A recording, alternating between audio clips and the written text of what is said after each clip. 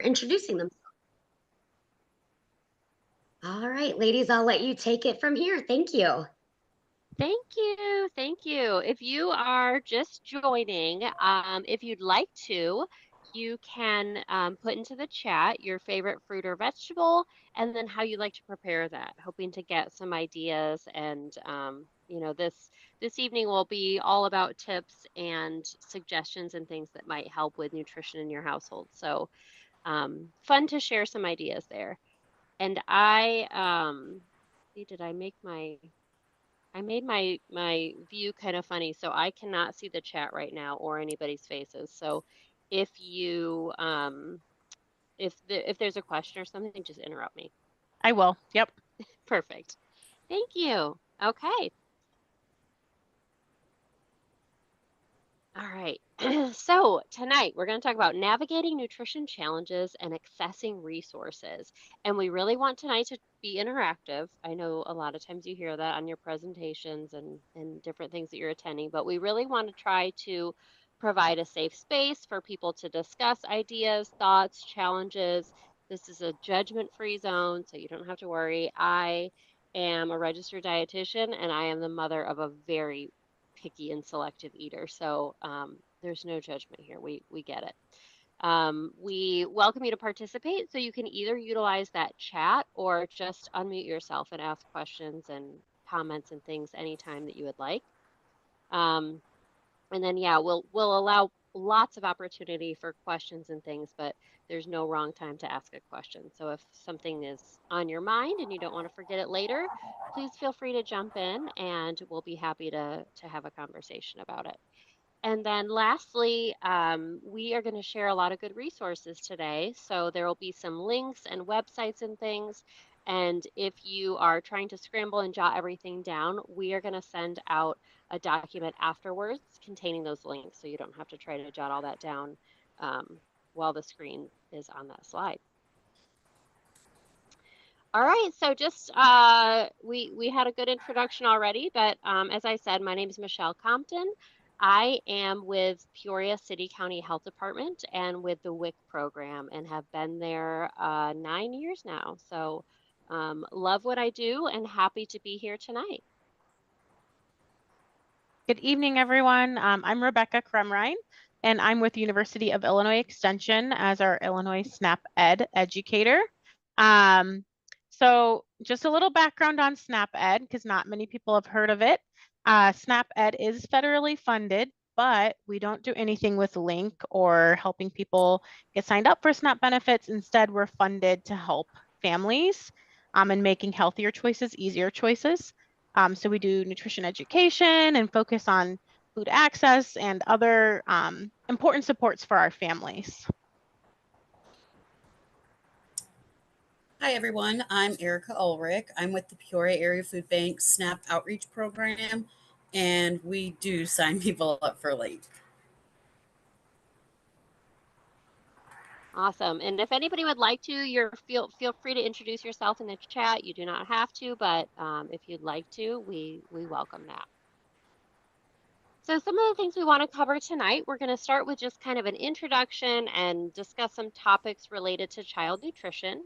And then Rebecca will talk to us about involving kids in the kitchen. So incorporating them from an early age in that decision making, meal planning, and cooking and prep and all of that. And then Erica's going to talk about some of the local resources that we have access to that maybe you didn't know about, or maybe you did know about, and we'll just remind you how to access those. Okay, so our first, I said it was going to be interactive, and we're just going to have it be interactive right away. So we are wondering, what do you find most challenging when feeding your kids? We have a really cool feature here. We have a poll, and what you can do if you would like, you can scan that QR code. Otherwise, Rebecca is going to put that link in the chat. You can click that link and it'll go right to that web page, and then we can kind of do an interactive answer thing. And then the third option is that you can actually just text that number 37607 and then type out Rebecca CRUMR569 and hit send, and it'll make you part of that that polling thing, and then you can just type your answer in on your phone. So whichever works best for you, we invite you to share what do you find most challenging when feeding your kids? And then Becca, I'll go ahead and stop sharing mine so that you can then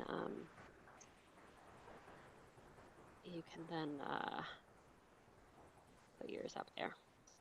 Perfect. Thank you. I'm going to share.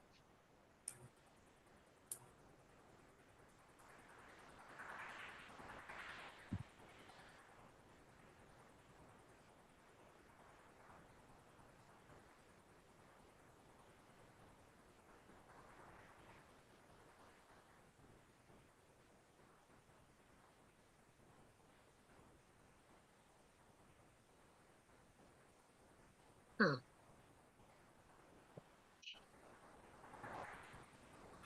I'm going to try I it see again. something. Mine's not showing. Did it work? I submitted it, but it didn't go in. Let me try it again. Okay.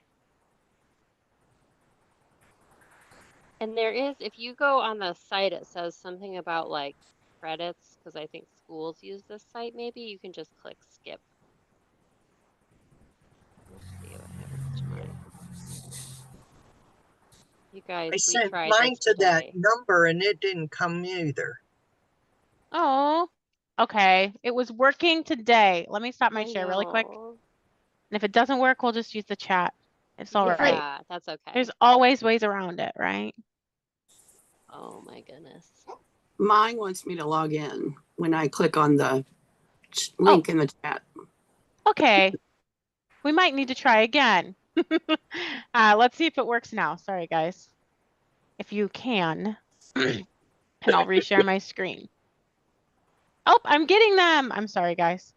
Yeah, Technical it worked. issues always abound, right? Okay. Here it is. Getting vegetables in. Oh, yes. That's definitely a challenge. And then in the chat, getting him to try foods that are different. Doesn't like hard to chew foods, only wants soft foods. Yeah. Finding something everyone will eat. Yeah, definitely. I know we discussed this when we were talking about it. Michelle and I are both like, oh, picky eaters. Always. Oh, they snack and graze and then aren't hungry for dinner.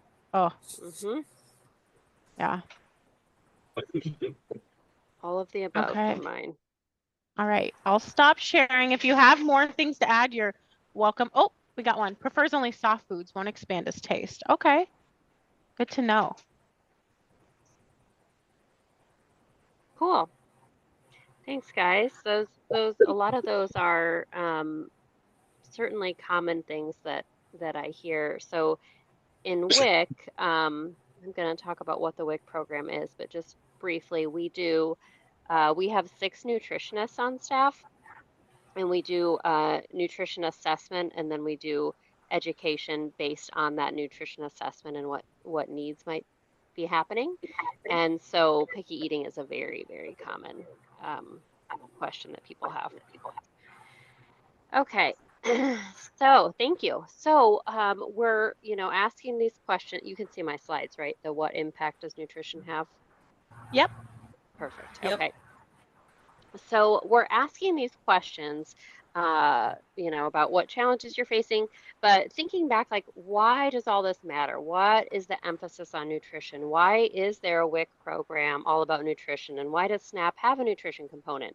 And we really know that nutrition plays such a big impact on overall health. And sometimes we just need that reminder of like all of the things that good nutrition and healthy foods allow us to do. So that ability to learn and focus is so key. So I remember there's a really good I can't even think of the name of it. I'll think of it when I'm not presenting and I'll put it in the chat. But it's a hunger documentary about like the hunger crisis in America. It's several years old, like at least 5 years old. But they showed kids that are in school and like falling asleep or just not focusing, and they are labeling these kids as like, oh, they're doing poor in school, they don't focus, they're not interested, and kind of like attributing it to behavior things. And sometimes they're just tired. They may have not eaten in the last 24 hours or not eaten well. So it really, really does impact your ability to learn and focus and listen to your teachers, your peers, your community, and be able to engage in conversation and really learn um, just about life in general and all of those things that we want to start learning at an early age. So that is certainly a big one, your ability to learn and focus. And then another big one is immune system. So when you have children in, especially it seems like daycare, it's like we'll have like 1 or 2 weeks of smooth sailing, and then like one of my children will start sneezing, and I'm like, oh, here we go. Always starts with a runny nose, and then it's just everybody. So, how can we, try to prevent those things and build up our immune system? And having a good diet and healthy nutrition and getting adequate vitamins through our food is a really good way to help boost our immune system. Vitamins are great, like, chewable, like multivitamins, but your body absorbs nutrients a lot better from whole foods than it does from just like a pill or a chewable gummy or thing. So we always prefer the food route. Of course, it's great, to supplement with a multivitamin, or there are certain needs where people might need a higher dose of certain vitamins. But if we can focus on trying to get as many of those nutrients from the whole foods that we can, that puts us in a better situation. So definitely can have a good impact on your immune system. And then also things later down the road. So we know, like, of the top 10 leading causes of death, I think the last I looked, there was at least 5 or 6 of them that were nutrition related. We think of heart disease, diabetes, kidney disease, even certain types of cancer, especially GI related, be significantly impacted by your diet.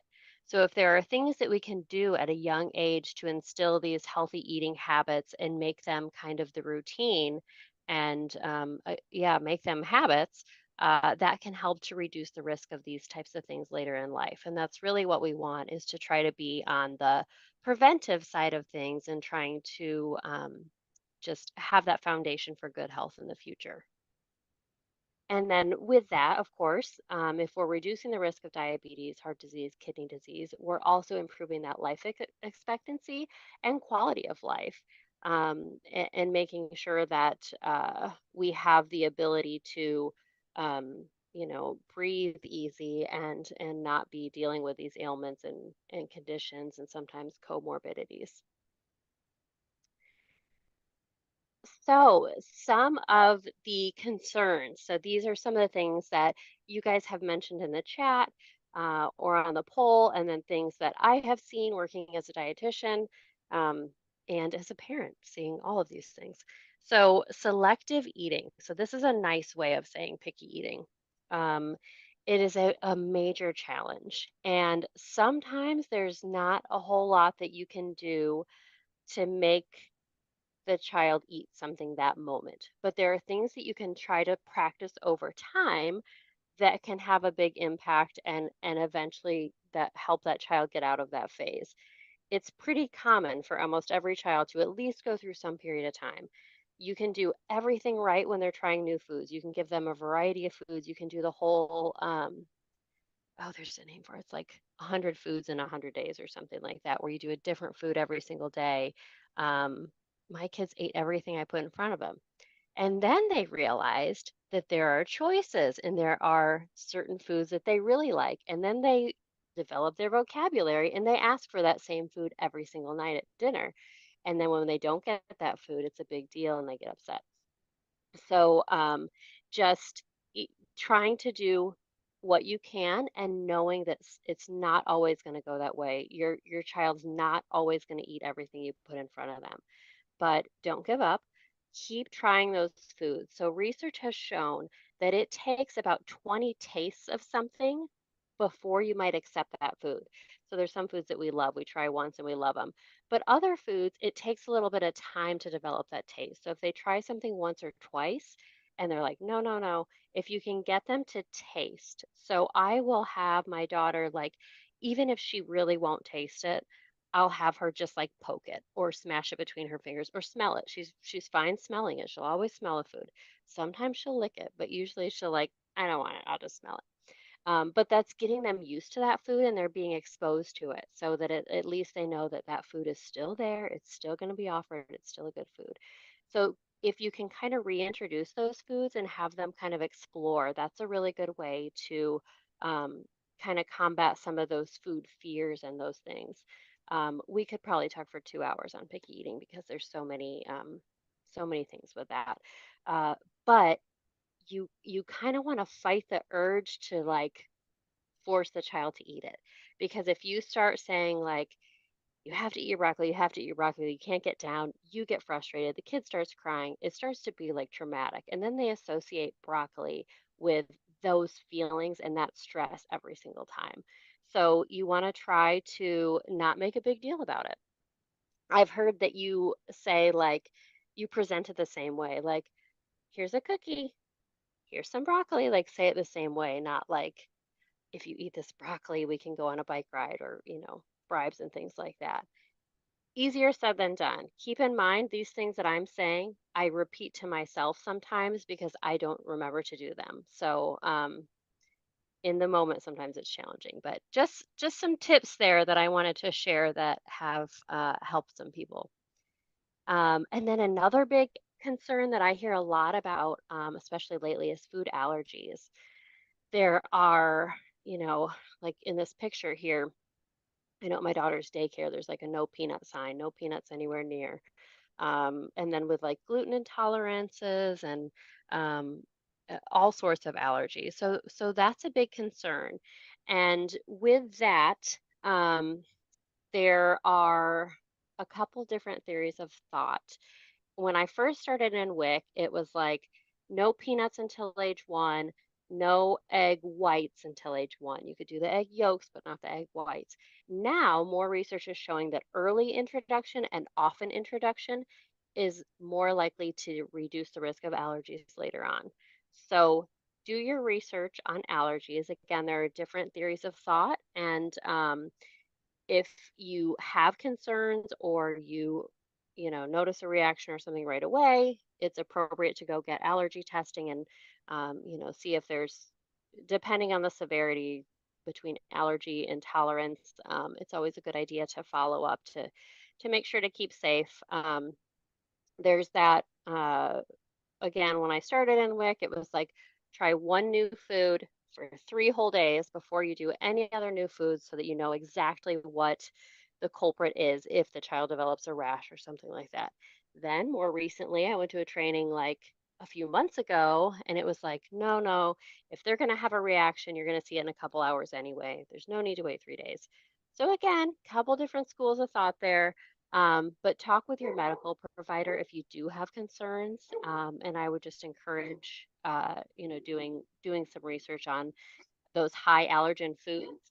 And if it's appropriate for you and your family, early and often is the most recent recommendation as far as like eggs, nuts, fish. There's like a top 9 of allergen foods. And then food insecurity, that's kind of the world that the three of us presenters live in. So with with the WIC program, our whole purpose is to help people to have healthy foods at home. And food insecurity affects so many people. Again, there's whole, 3-day conferences on food insecurity. So I am just bringing up the topic, but it affects everybody, and you can't always walk down the road and say, oh, that person's food insecure, that person's, it affects so many people. It doesn't discriminate. And with the cost of food lately, it is a real challenge. Um, so certainly that's a concern. So that's why we're here today, to help identify resources that might help you or people that you love be able to have access to not just food, but food that can help improve their nutrition status. And then, of course, food safety. So I work at the health department, and that is anytime we call anybody, they're like, oh, they think, or if I go into a restaurant, I try to cover my name tag up because they're like, oh, you're here to shut us down. No, we're just here to keep people safe. We don't ever want to shut anybody down. We just want to not have people get a foodborne illness. So food safety is huge, and it's really good to start that education in young children. So sorry, you guys can probably all hear my dog. Um, uh, so food safety starts in young children. So not just hand washing, but making sure that, if we're going to eat this apple, we have to wash it first. If we're going to eat these berries, we have to wash it first. So that type of like, making sure that we're not eating food that has become contaminated. But then also like what foods are safe. There are certain food risks during pregnancy. There are also certain food risks for young children. So, I mean, choking is a whole nother, a whole category of food safety. Um, but then, like deli meats can pose a risk of listeria. Honey is another one. So we don't recommend honey until a child turns 1 because there's a risk of infant botulism. So lots of concerns, and there are lots of community resources to help you through all of those concerns. So, next. Okay. So the next thing I wanted to bring up was some of the reasons for eating. So we as adults, I can stop and think, and I eat for a variety of reasons. I eat mostly, I would say, out of like routine. Like, okay, I wake up, I brush my teeth, and it's breakfast time. Or, my schedule today at work says that I have between 11:45 and 12:15 to quickly eat lunch. So I eat lunch then, whether I'm hungry or not. So we eat for a lot of reasons: schedule, busyness, time, things like that. But then also we eat sometimes when we are bored. We're just mindlessly eating. We're kind of doing it to fill the time. And then sometimes we eat when we're depressed, when we're stressed, when we're anxious. And again, we're just trying to kind of uh, fill some type of a need, and we don't really know what else to do. And then sometimes the opposite happens. We get depressed and we totally don't even think about eating, or we just kind of shut down and don't want to eat. So there are a lot of different reasons and a lot of behavior things around food and eating. Um, and the same goes for adults and for children. And so I put that example of learned behavior in the Clean Your Plate Club, and thinking about like my parents and grandparents, and that old like don't leave food on your plate because there's kids starving all over the place, and not wanting to throw any food away, and so you sat there until your plate was clean. Well, when you do that over time, that just trains you to ignore whether you're hungry or not and just eat until your plate is finished. I still want to eat until my plate is finished whether I'm hungry or not. So trying to help be mindful of uh, if your stomach is hungry or if you're just eating just because. And then for the control piece, especially for young children, that is a way that they show their control and show their independence. So, they didn't get to pick what time they ate. They didn't get to pick maybe what color their plate was, which you always want to let them pick the color of their plate because that could be a whole meltdown.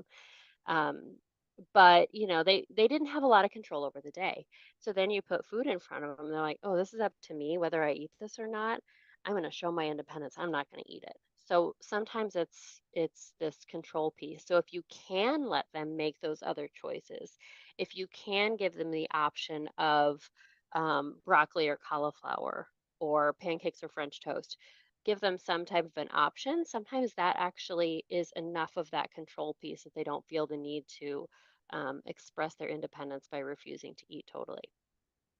And then, of course, the happy things like we're excited, we're with friends, we're celebrating a birthday or something like that, and we eat to kind of celebrate together and use it as a social piece. So in thinking about frustrations or just maybe things are going well, you don't have any frustrations and you just want to keep them going well, think about talking to your children or talking as a family around dinner time about how we're feeling around food. So, oh my gosh, I'm hungry. I'm really excited for this dinner, or um, I'm just not very hungry tonight, so I think I'm going to save part of this for later. Just kind of talking about, how we're feeling around food, I think is a really healthy and a good thing to start at a young age. Okay, so we have another poll here. Hopefully, this image is familiar to you guys. This is from myplate.gov, which used to be the food guide pyramid a while ago, and then they called it Choose My Plate. Now it's just myplate.gov. But there's some good education pieces in here that we're going to go over. But before we go over them, we just wanted to quickly test your knowledge on that plate. So Becca has another poll. If you guys want to either scan that QR code, or Becca, let me know after you've put that in the chat, and then I can Yes, I got it in the chat, the link. okay. This one doesn't allow you to do text because it's a picture of the My Plate. So the very first thing is going to be My Plate ID of dairy, which should be active now. Okay, I see people placing dairy. I'll give Yay. everyone a couple of minutes on dairy, not couple minutes, couple seconds here, and then we'll switch to the next one. So your job is to put the cursor where the dairy section is. Yes. And then I'll share all the results, I think, at the end, just to kind of, present where what our plates look like. Okay.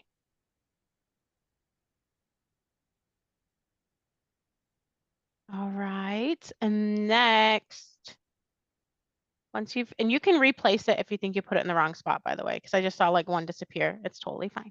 It lets you move it. Okay. I'm going to share the next one here. Oop. So now it should switch to an ID for grains.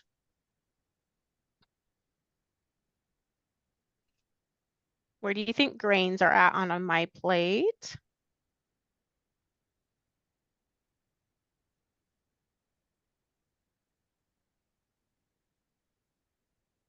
All right.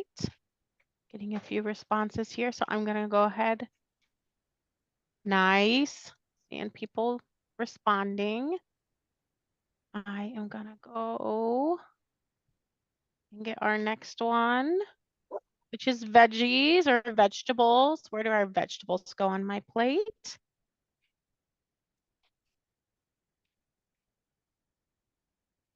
Ooh, people were fast on that one. We're getting it down. All right. Next one we're gonna have is fruits. Let that come up now.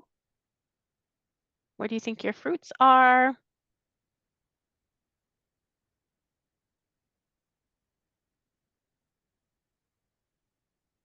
All righty. And then I'm gonna go to our last one here.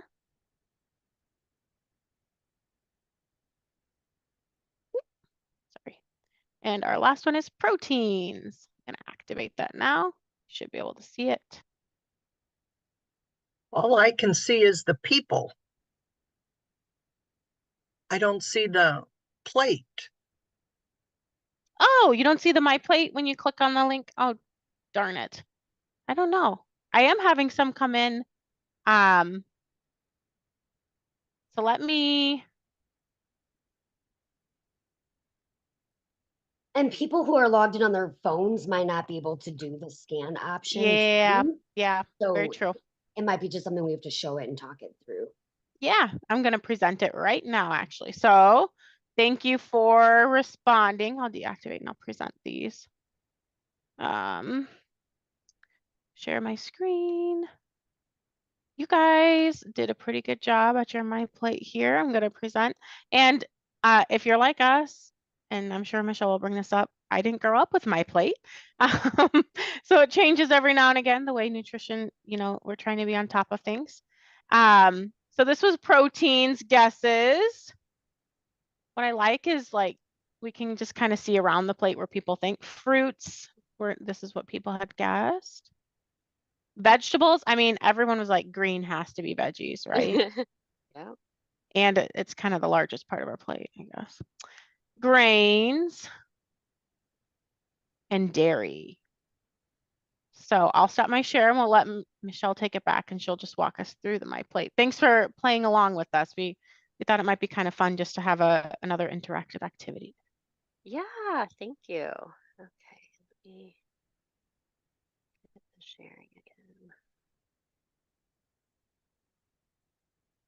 again. Okay. All right, so there's the answers up there again that Becca just shared. And I wanted to show a little bit about the website.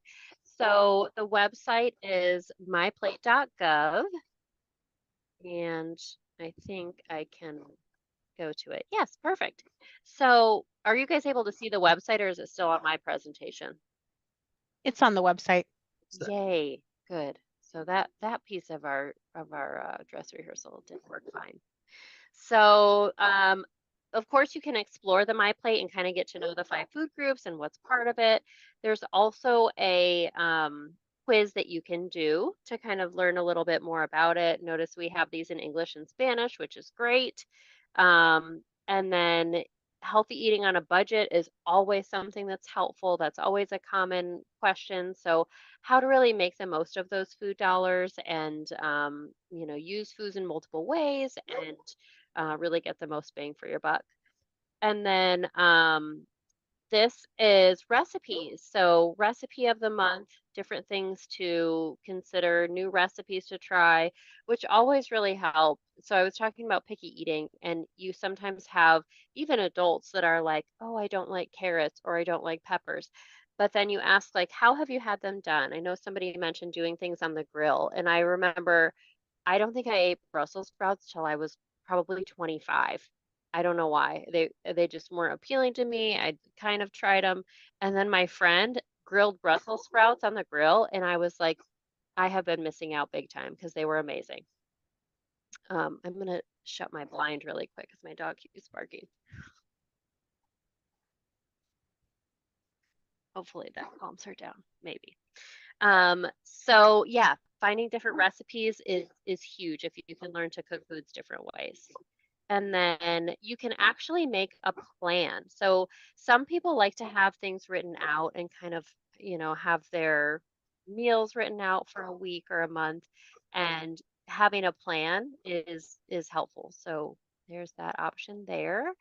Um, Personal goals. So it's really important that we recognize that we're all kind of in a different place of, where we are with nutrition and maybe where we want to be. So it might not be reasonable for me to say, I'm going to get 5 fruits and vegetables in every single day. Maybe it's hard for me to get 1 or 2 in. And so my goal, my personal goal might be, I'm going to try to get 1 vegetable in today, and then I'm going to work my way up.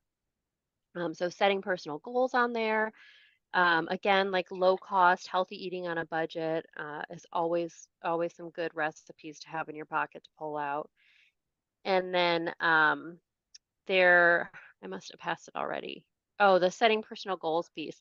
There's actually a MyPlate app. So if you like apps and you like having those notifications and check-in and things, there's that option too. So I definitely encourage you to play around on that MyPlate website because I think it's really helpful and there's some awesome ideas and things there. So this is just kind of a snippet from my plate on the screen now. These are just kind of some of the basics and things to remember. So eating more fruits and vegetables, that's kind of, we hear that all the time when we think of nutrition, but having that in your mind, making half of your plate fruits and vegetables is a really good focus. So, it's kind of easy to envision on your plate. Next piece is trying whole grains. So if you are a carb person, if you like a lot of breads, you're used to eating a lot of breads, make sure that you're trying to make most of those whole grains. So oatmeal is an awesome whole grain. A lot of really good budget-friendly recipes use oatmeal. And then switching your breads to make sure you're doing whole wheat, doing brown rice. I know the texture is different. Everybody says that, and I totally agree. So using brown rice when you can and you don't notice as much of a difference. But just kind of incorporating more whole grains into your meal plan. And then thinking about your drink, um, our drinks add so many calories and sometimes a lot of sugar that we don't sometimes recognize or include. So if we can't figure out, why we're feeling sluggish or, maybe why we're gaining extra weight, a lot of times we aren't taking into consideration our drink. So if you can choose to do water most of the day, with a little bit of low fat dairy and really minimize the juices and the other sweet drinks, that can really have an impact. And I'll say with picky eating and child nutrition, uh, if we ask and we're trying to figure out what's going on, a lot of times the kids are drinking a lot of milk or a lot of juice, and that's just taking up space in their stomach, and then they don't have room for those extra calories from foods. So being mindful of that beverage, and is it beneficial to your diet, or is it something that's keeping you from getting other foods in? Um, Mixing up proteins is another message, and that just reminds us to try a variety of foods. So we don't want to have the same type of protein every day.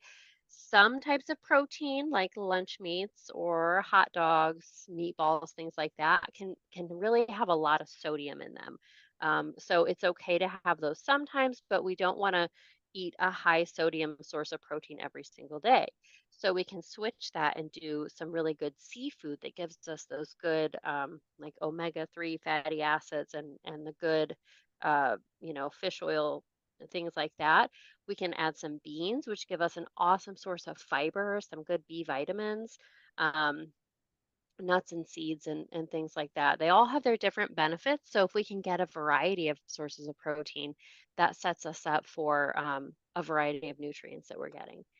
And then the get involved piece I touched on briefly, and Rebecca's going to go into a lot more detail about how to incorporate kids into the whole nutrition piece, from being at the grocery store and picking a food, or better yet, being in your garden or a community garden and picking food right out of the garden.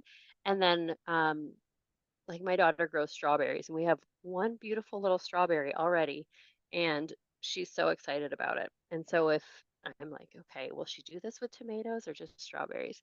But if she can be involved somehow in that, and that choice, and then that preparation, and even just setting the table, and you can really start that at a very young age. If they, we're not asking that a 1-year old is chopping veggies, but the 1-year old might be handing you things, or you can count out loud or make a song out of it. So having kids involved, and then being active your way. So trying to move your body and think about, the calories in and the calories burned, and how we can find that balance and really fuel our body and use that energy that we've just given ourselves from good nutrition. So activity is definitely a big piece of that. So I've done a lot of talking. I wanted to allow space for a check-in. So does anyone have any questions up to this point, or thoughts or comments or anything? Feel free to type in the chat or just unmute yourself. So Michelle, I see in our chat that someone grew up using that multi-tiered pyramid, so the food pyramid, and they had Uh-huh. never seen my plate. So Good. yeah. Good. Yeah. I'm glad that we pulled that up to just show that awesome resource. Yeah, I had the pyramid too. I remember seeing it on the back of like cereal boxes, and it just Oh had yeah. like the long line of grains, and then you work your way Yeah. up. So we've come a Okay. little way. This one's a little more visually appealing, I think. It's a little more fun and interactive. Well, it actually helps you build your plate too, right? Yeah, All yeah, right. gives you a good visual. All right, I'm Okay. gonna hand it over to Becca. Well, thank you, Michelle. Thank you for leading us through learning a bit more about child nutrition and why it's important. As we move into this next section, where, as Michelle mentioned, we're really going to shift gears a bit to focus on involving kids in the kitchen. So we're going to start off with just thinking about why. Why do we think it's important to involve kids in planning and preparing meals? Does anyone have any thoughts about why it could be important? You're free to put it in the chat or unmute.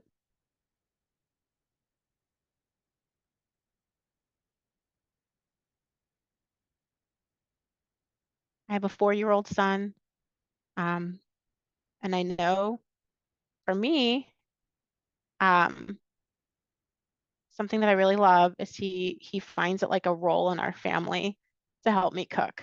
And one thing, it gives him more ownership than like when he goes to eat it. Oh, I see someone else put in the chat that someone has a daughter who loves cooking and making sauces with daddy. Oh, yeah, that's fantastic.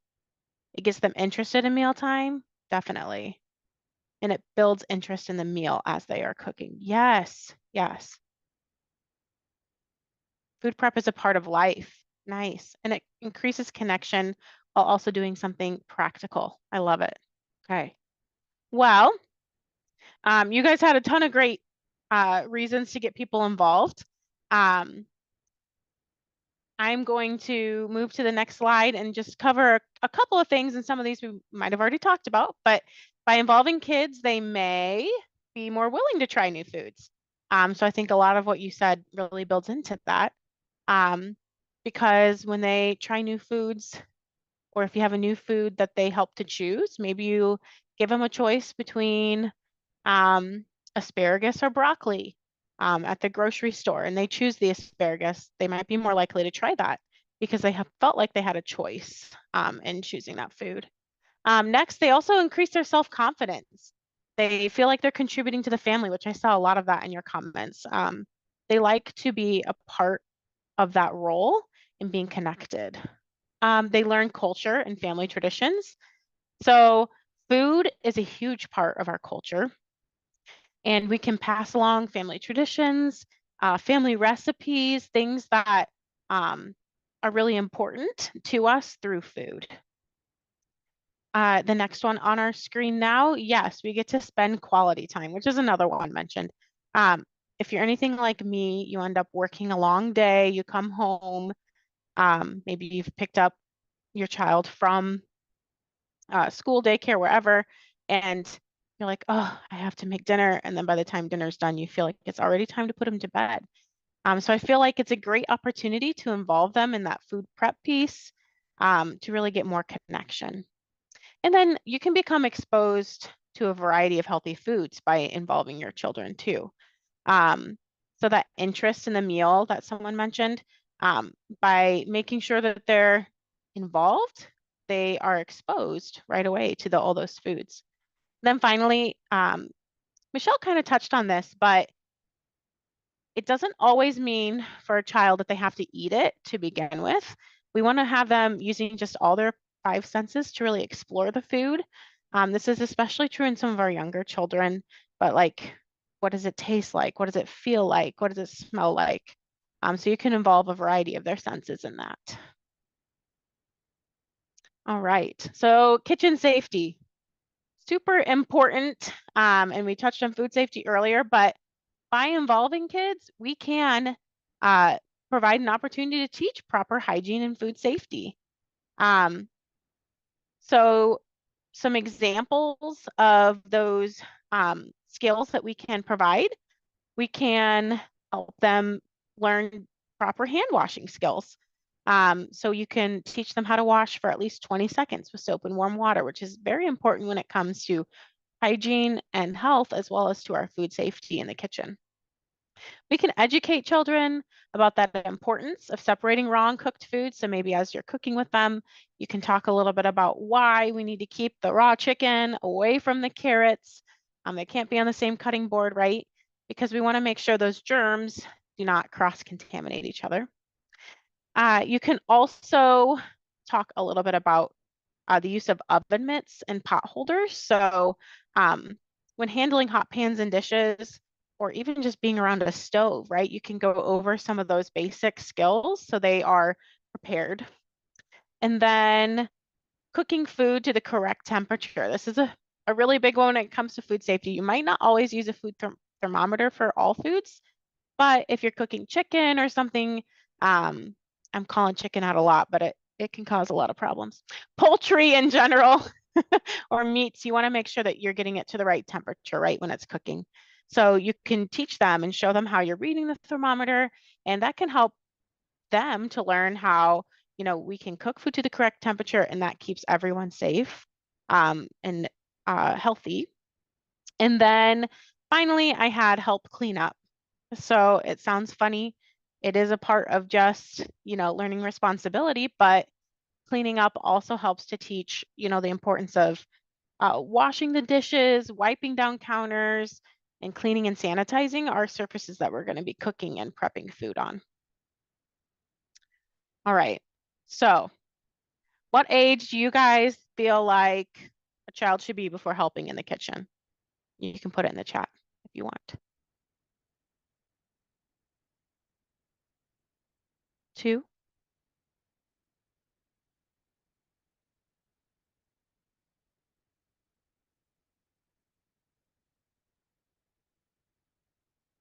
No limit. But for us, when he was mentally 3, got it. I love it.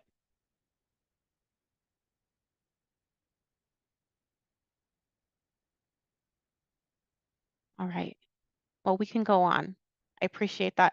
You're right. There is no limit. It can be any age, but I would say we also will start here looking at different age categories, because kids may be able to help out in the kitchen at any age, but there are developmentally appropriate skills for different age ranges, right? So I feel like you guys are touching on that. We do start with that 2 to 4 years old range.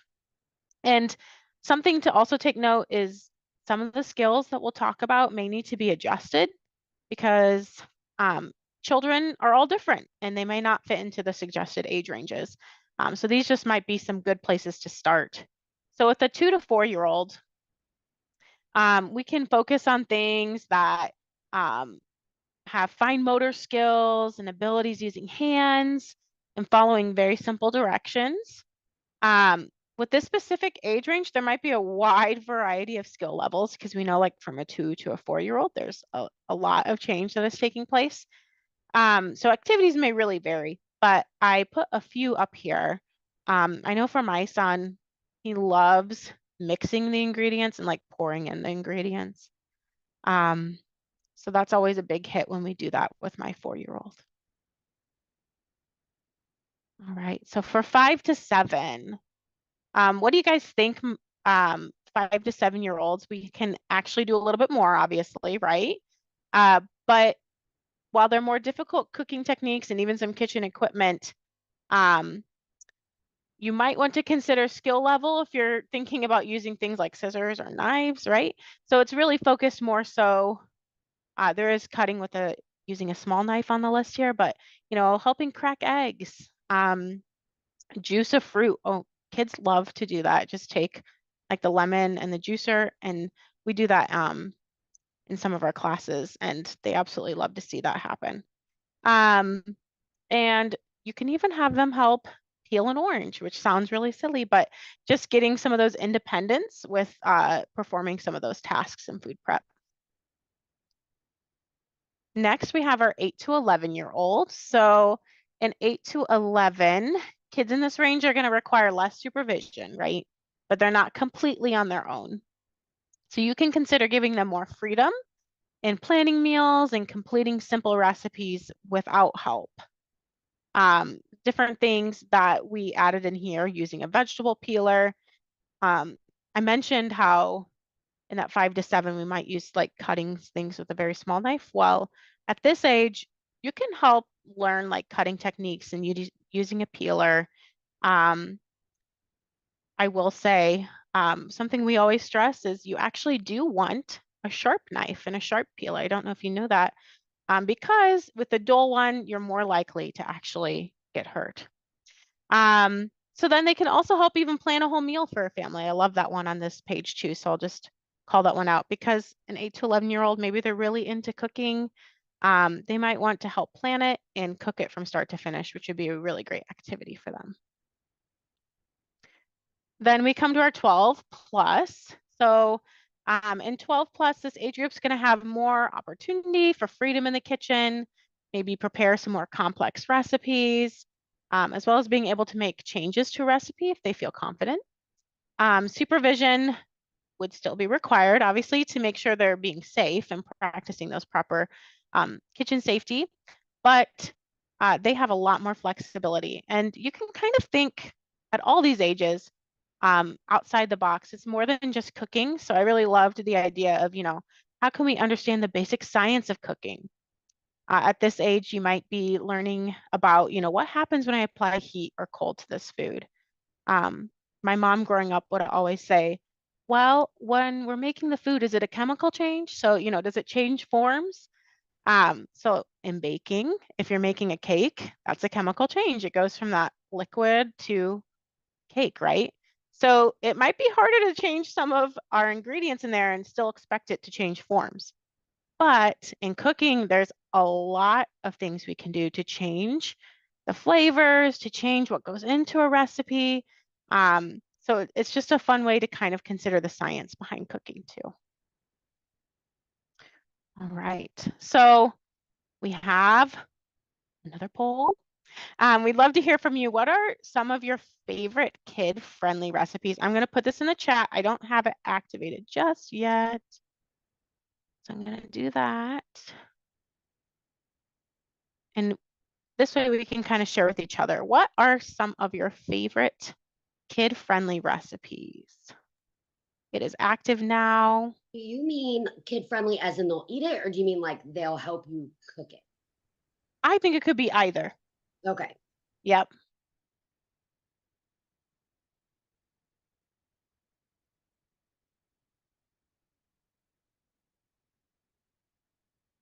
I'll Can start you put that sharing. screen back up real quick? I can't see the code anymore.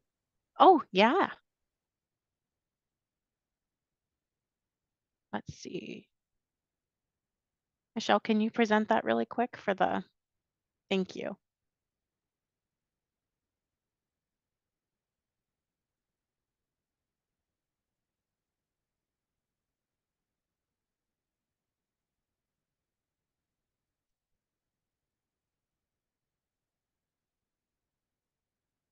All right. I'll start presenting my page with the poll. And if you can't get into the poll for any reason, you're always welcome to throw it in the chat.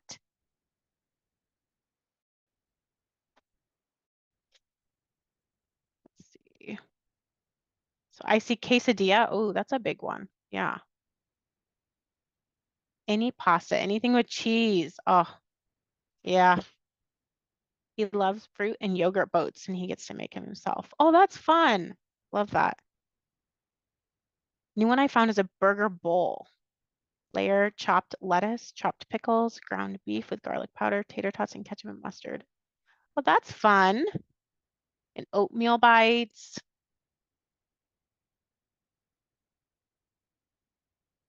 I see something in the chat here. Let's see. Tacos. Ooh, never a bad choice. And a yogurt parfait. Very cool. All right. Oh, breakfast for dinner. Very good. This burger bowl is new, but I kind of like that. That's a fun idea. I had my sister made tachos the other day, which is like nachos, but with tater tots. Well, now I need to have that. That sounds really Right? good. Yeah. We Oh, got what? a, Oh, go ahead. I was gonna say we got a Blackstone, that like griddle like outside to have next to your grill. My daughter loves anything we put on it. Like it's really fun to make pancakes on, but you can also do like smash burgers. It's just like a big griddle. But sometimes it's like the way that you make it, so if you make it a whole. And usually if we use the Blackstone and it's nice out, we sit outside and eat. So maybe that's part of it too. But sometimes Yeah, it's the way that you make your recipe that they like the most. that's so true. Very good. What is, oh, we had a question here. What is a yogurt boat? Whoever wrote that, if you don't mind replying in the chat. Oh, they pick a yogurt, pour it into a bowl, add their choice of fruit, granola, nuts. He calls it a boat because his school calls it that. Well, that's fun though. Really fun.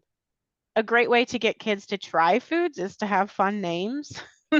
That's been researched quite a bit. So, are you having, I don't know, green beans, or are you having like super green beans? Even just like adding like a fun adjective. Sometimes they're like, yeah, that's what I want. I Uh-huh. love that.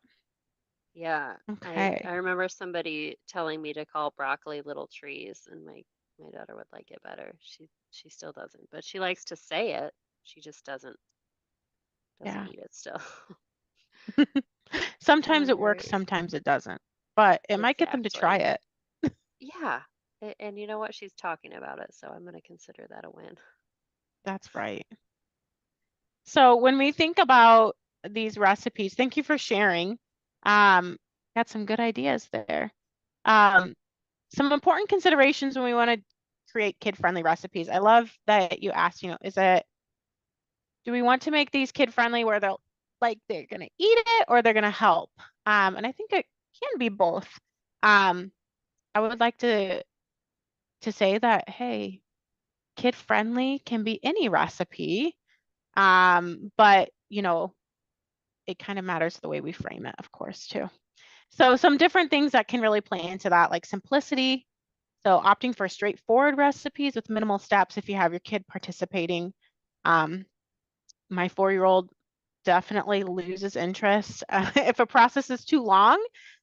So if they're taking part in the cooking, having them a shorter recipe can be a great way to keep them involved.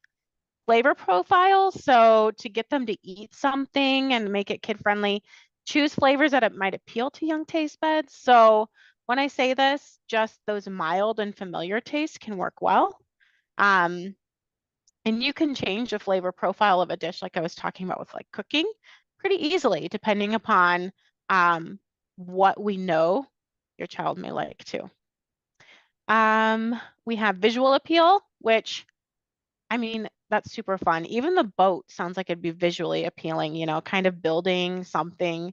When I think of that, you could, cut things out of food, or even as simple as like ants on a log, where you do the celery, some peanut butter, maybe you stick some animal crackers in it, and it's like, ooh, suddenly it's not just, celery and some peanut butter. It's, ooh, look at these animals. I get to move across it, and they, interact with that food, and it's visually appealing to them. Um, Also bright colors and fun shapes, of course, can be a part of that. Texture. So when we're trying to get kids to try things, I saw someone early on say something about texture and how like soft foods versus hard foods and like what their kid prefers. So varying textures, or if you know what textures they prefer, making sure you offer some foods that way. And maybe you have one food that's not like that on their plate. I've always heard that. Like Michelle has said, we try to offer new foods, but you don't want to offer them a plate of all stuff that is new to them, right? Um, so trying to give them that chance to maybe have that familiar texture that they know, and then introducing them to different things, whether it's crispy, creamy, chewy, right? All the different elements that can be texture in our food. Involvement, we've talked a lot about involvement, but just making sure they are involved in that cooking process. That can be a great learning opportunity, like we've talked about, and it helps them be more receptive to actually trying the food. Safety, we talked a lot about this too, but using age-appropriate tools, supervising closely. Nutrition is our last one here. So this is more so for us as we're building our meals. We want to make sure we're incorporating that My Plate we talked about. And having those fruits, vegetables, whole grains, all those different pieces that we talked about. So kid-friendly recipes, they can be enjoyable for kids and adults, educational, and hopefully we can encourage that love of cooking and having those good relationships with healthy foods too. All right. So if you're wondering, like you're in a rut, I get in ruts all the time with my cooking, and I'm looking for new recipes. These are some resources that we have used a lot in some of our programs. Eat, Move, Save recipe website, the My Plate Kitchen, and Chop Chop Family. And again, we'll share these out afterwards, so no need to write them down for now. But these can be great places to go find some new recipes to switch up the routine. And then finally, my last slide here was just letting you know sometimes we try to teach our kids things and they don't listen the best to parents or loved ones as they're trying to do this, but maybe they'd do better if they got to hear it from someone else. So we actually host some cooking schools through a variety of different programs, but in my program, we host them for 8 through 12-year-olds. And we focus on a lot of those cooking skills, measuring, knife skills, mixing, all important things. And then at the end of the week, it's a week-long program. The kids get a little graduation certificate and measuring cups, measuring spoons, spatula, cutting board, things that they can hopefully take home and really use to recreate the recipes and use their skills at home. So if you're ever looking for options like that, you can also reach out to me. Um, and Michelle and Erica would also know of other options happening, but we can always try to help connect you to different ways we can get more education to our kids about cooking. All right.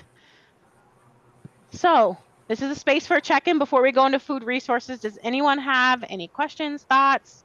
Oh, I see something in the chat. We had green trees and white trees for broccoli and cauliflower. There you go, Michelle. White trees too. I don't know if she eats cauliflower, but No, it was served today at her daycare. And I said, "Oh, did you try it?" And she's like, "No." Very, very matter of fact. No, I did not. that's funny. But she looked at it, you know? So that's good. That is good. All right. I'm not seeing any questions, so we'll keep moving on.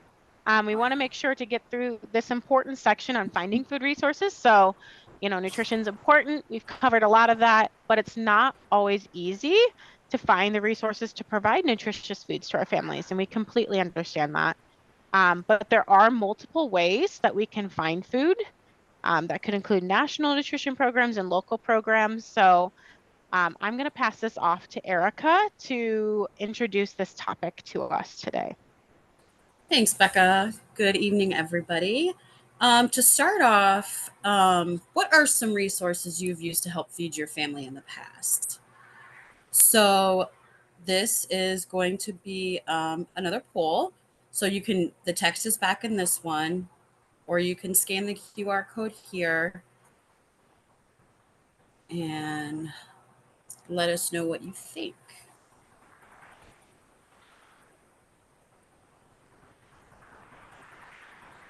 And like Becca said, if yours isn't working for some reason, you can put it in the chat as well.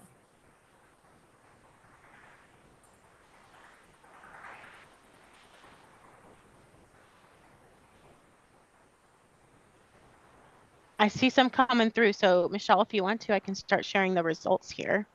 Sure.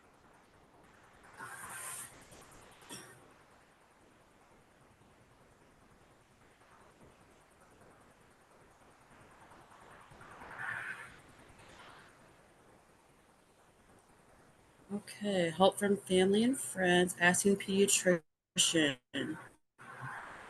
school lunches, that's all good answers. Recipes from friends. I know I asked for a lot of recipes too. All right, really good answers. Awesome.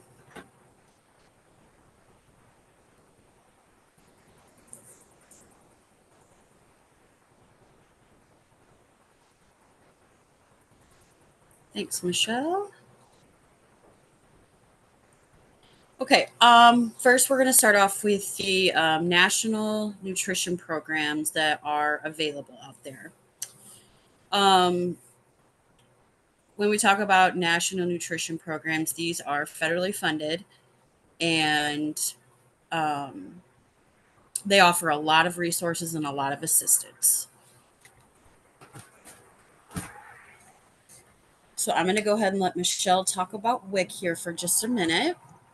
Yeah, I'll hop back in because I work for WIC. I've worked at Peoria WIC office for 9 years and worked at a WIC office in North Carolina for 3 years before that.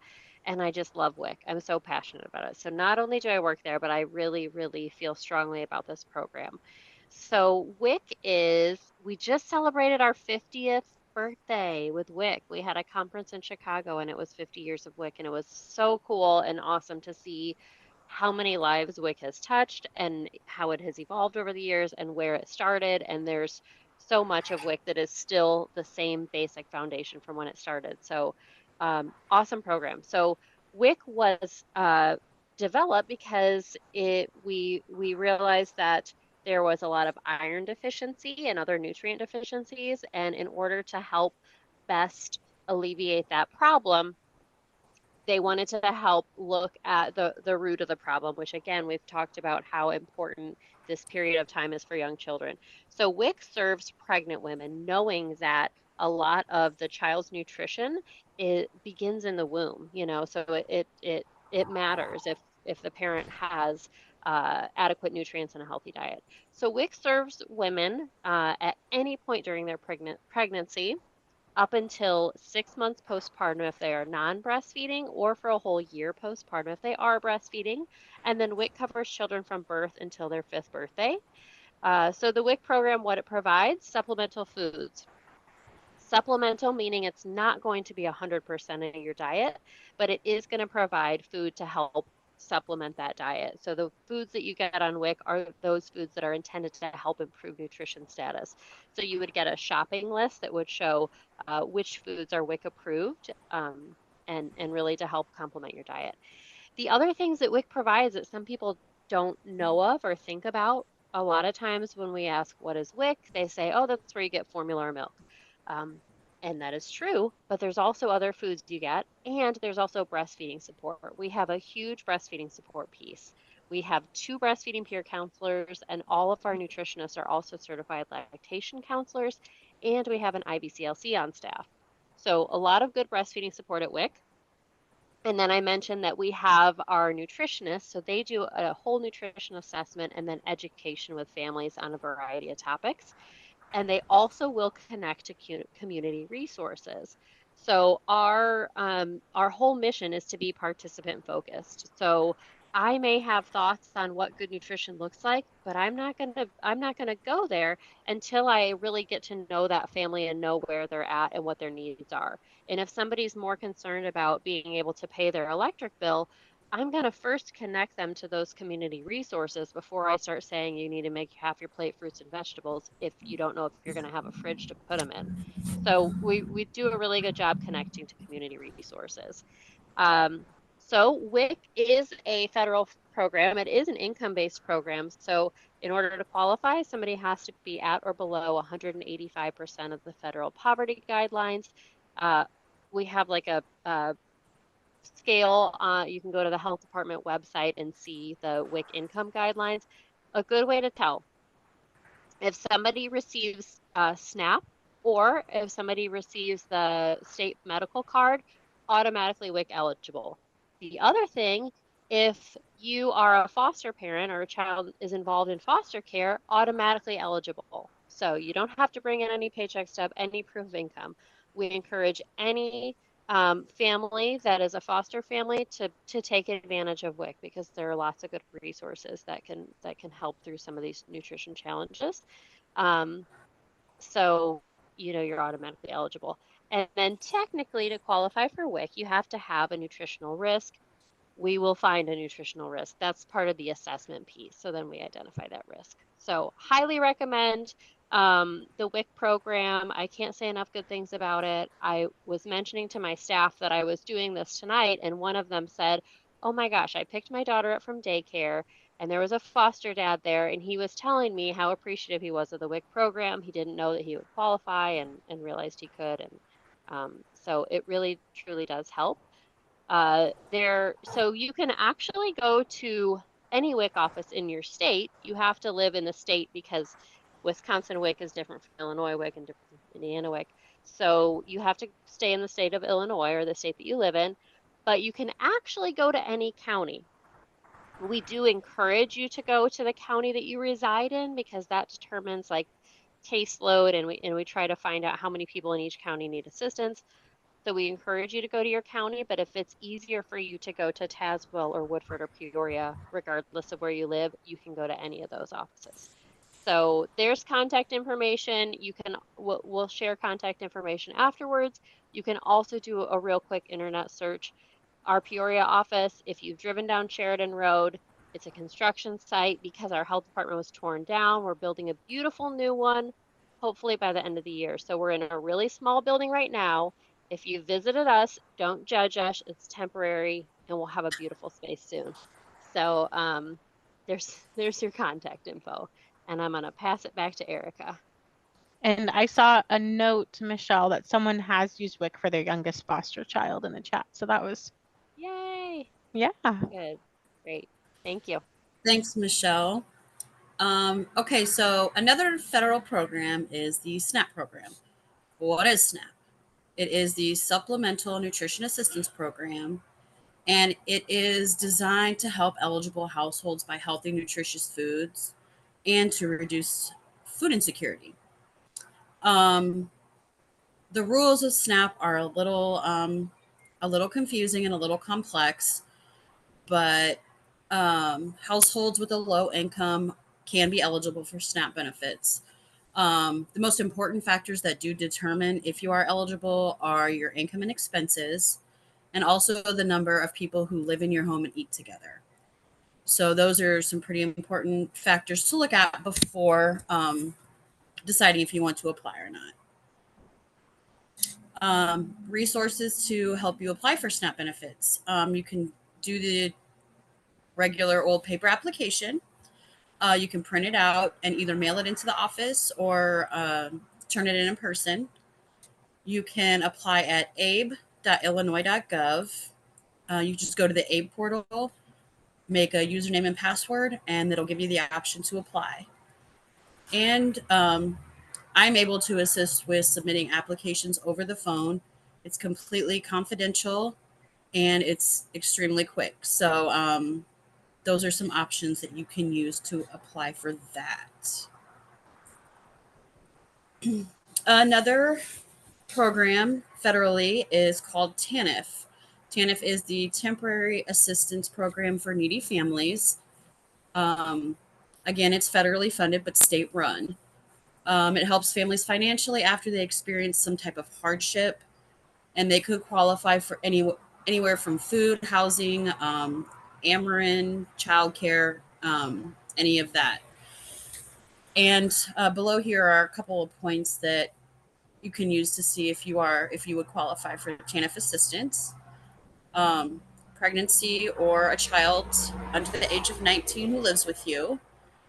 You live in Illinois, you can be homeless and still qualify for TANF. And you must be a U.S. citizen, and you have to develop a plan for becoming self-sufficient and follow it.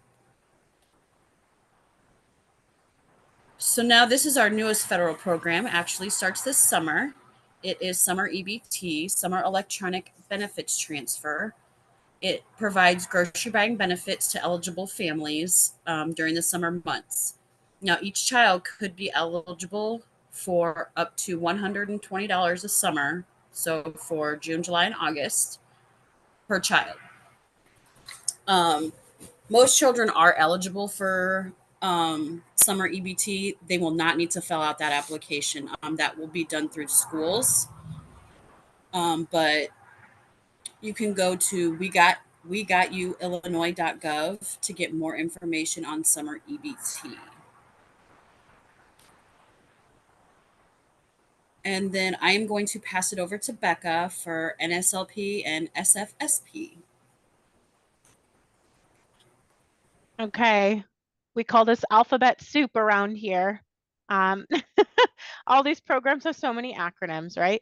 So NSLP, the National School Lunch Program, and SFSP, which is a summer food service program. Someone mentioned in the resources about school lunches.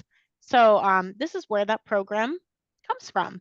So NSLP is a voluntary program available to all public and private schools, and it offers in residential childcare institutions, excuse me. And it offers them the opportunity to operate a nonprofit program offering lunches meeting federal requirements to all children. And then in the summer, when we don't have the lunches from schools happening, they have a supplemental program that provides nutritious meals to children during the summer months.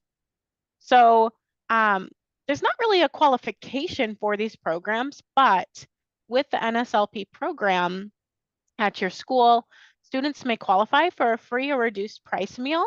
That's based on income eligibility usually, and that can include both breakfast and lunch during the school year. And then for the summer food service program, Illinois residents under the age of 18 years can be eligible to join those. With both of these programs,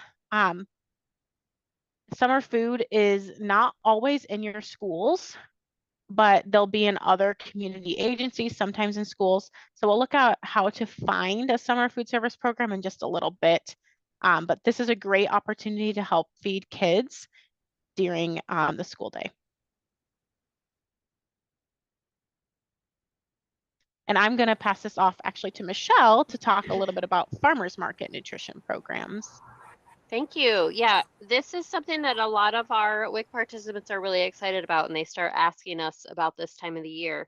And it actually doesn't start for us until July through October, but there is an element of WIC that is a farmers market program. So in addition to the other fruit and vegetable voucher that you get every month as part of WIC, the summer month, there's an additional farmers market program where each WIC participant gets an extra $30 in vouchers to spend at the farmers market. And they can use that at the Riverfront Market or at the Metro Center Market in Peoria. There's a list of markets in the Tri-County region as well. And then there's also a senior farmers market nutrition program that I know in Peoria, you can go to the Center for Agency on the Agency on Aging. I'm going to say it wrong. That's right. And you can go there and get senior farmers market checks. And we really, really want people to get these checks and use these checks, because I just got off a call with the state, and the senior farmers market program has like a 70-something% redemption rate. So of all the checks that are given out, 70% of them are used. WIC has a 30% redemption rate. So we gave out 4,800 checks last year and only 30% of them got used. So we want to increase that. So if you know somebody on WIC, encourage them to pick up their farmers market checks and use their farmers market checks between the months of July to October.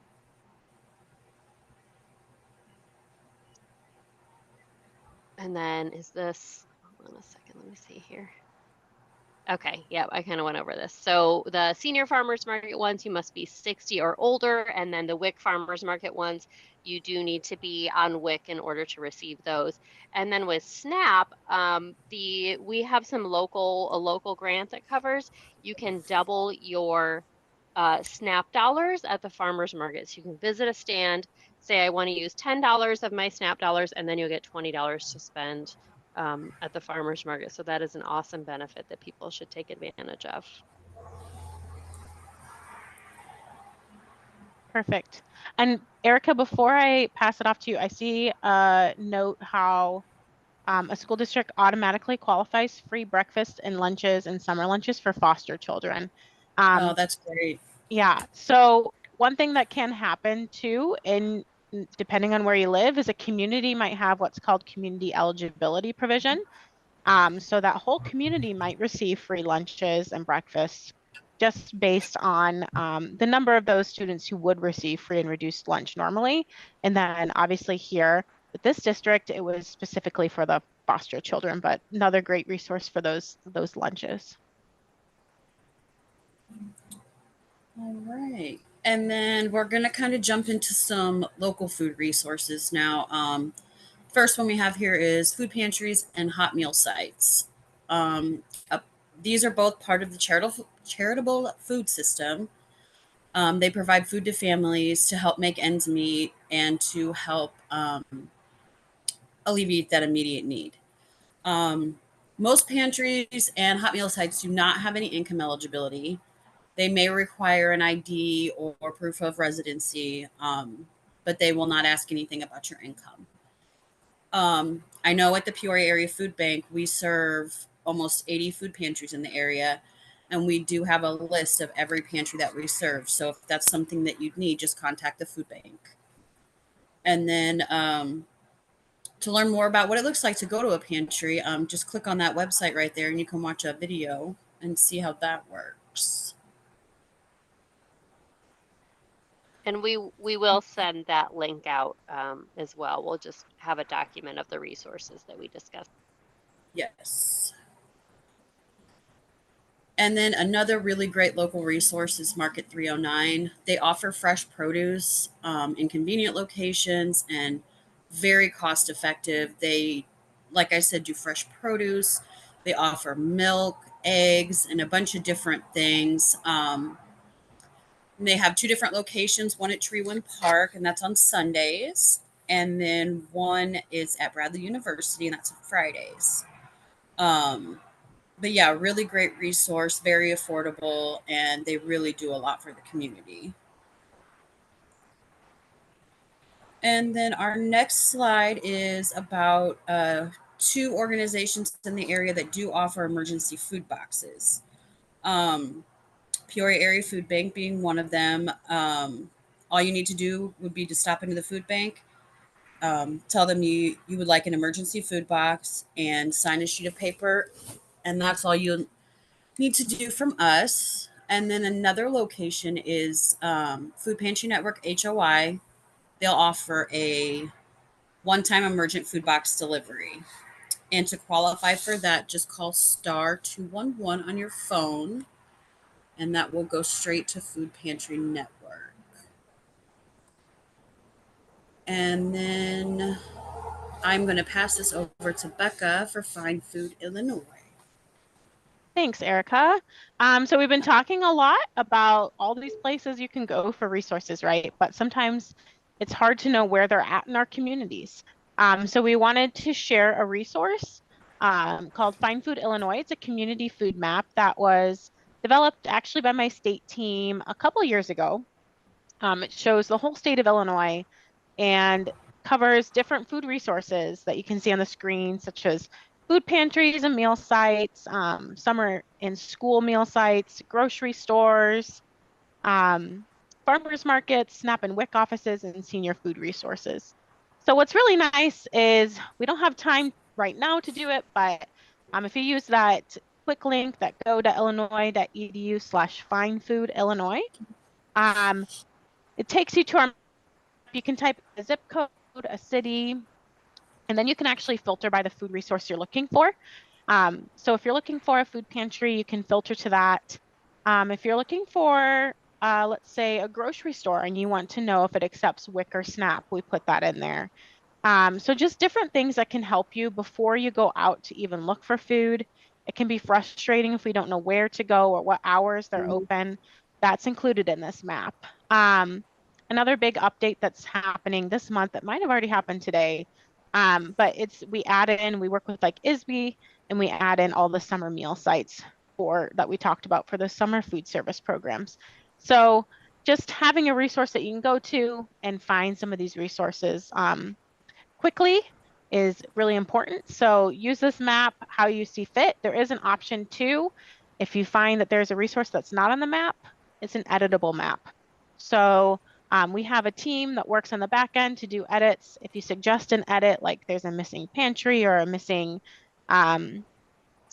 grocery store for some reason, you can suggest an edit, and then over the course of 48 hours, they approve that edit. So we don't let edits go on in real time, just in case we're getting, we want to make sure that they're verifiable resources in our community.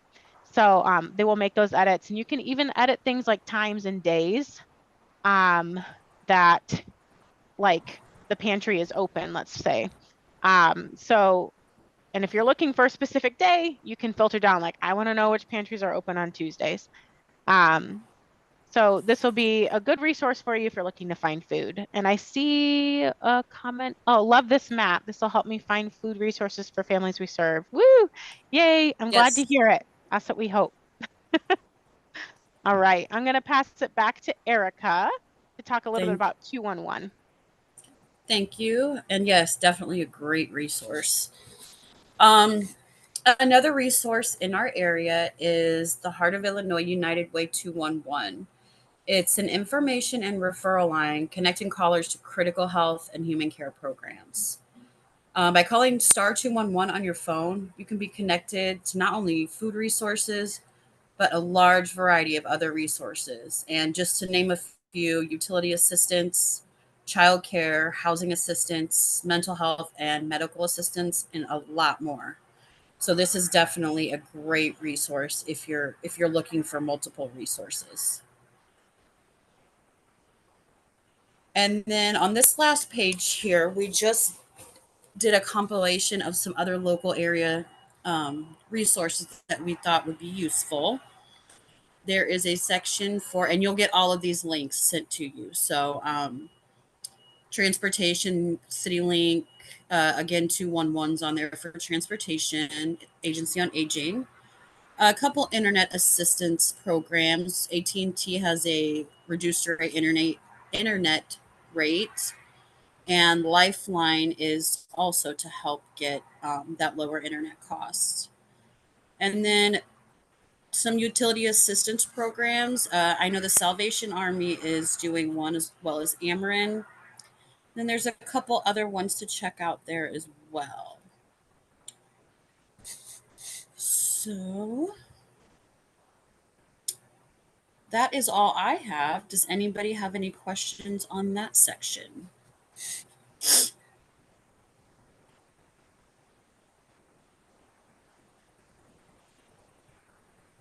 Okay, I see no questions. No worries here. We would like to hear from you really quick. We know we're hitting 8 o'clock. After today's presentation, do you feel better prepared to feed your family? And this is our last poll everywhere. I just activated it and I'll throw that into our chat again so you can utilize the link if you use that. 1 second.